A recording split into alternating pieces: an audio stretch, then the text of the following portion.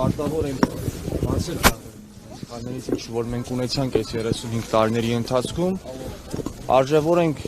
այն իրականությունը, որտեղ որ մենք ապրում ենք, հասկանանք բանակի արժեքը ինչ է եւ ինչի համար է ստեղծված ազգային եւ պետական բանակը,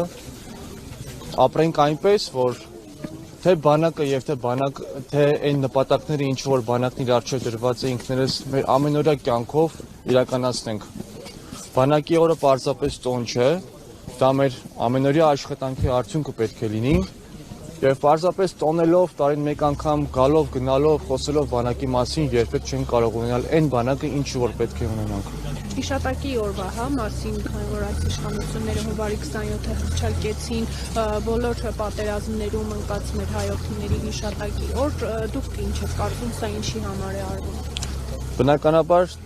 բանակի օրվա նախորդող օրը համարել հիշատակի օր, ես չեմ կարող համարել նորմալ եւ ճիշտ։ Այո, պետք է ունենալ այդպիսի մի օր հիշատակների համար, բայց դրա համար կային բազմաթիվ այլ օրեր, օրինակ սեպտեմբերի 27-ը եւ նմանատիպ շատ օրեր։ Սա միտումնավոր իրականացված ծրագիր է ստվեր նետելու, ստվերելու հենց հունվարի 28-ի արժեքը եւ օրվա նշանակությունը։ Կարծում եք հանրությունը կգա ամեն դեպքում այդ օրը երախտություն ունի այդ օրը որպես հիշատակի օր, թե։ Ես կարծում եմ, որ այստեղ պայքար պետք է ընթանա, մենք պետք է պայքարենք ազգում, մարդկանց մեր ժողովրդի մեջ այն շերտերը, որոնք չեն ընդունում այս իրականությունը, պետք է պայքար մղեն եւ արագորեն շտկեն հենց այս օրվա հետ կապված։ Խոսքը բնավ նրա մասին չէ, որ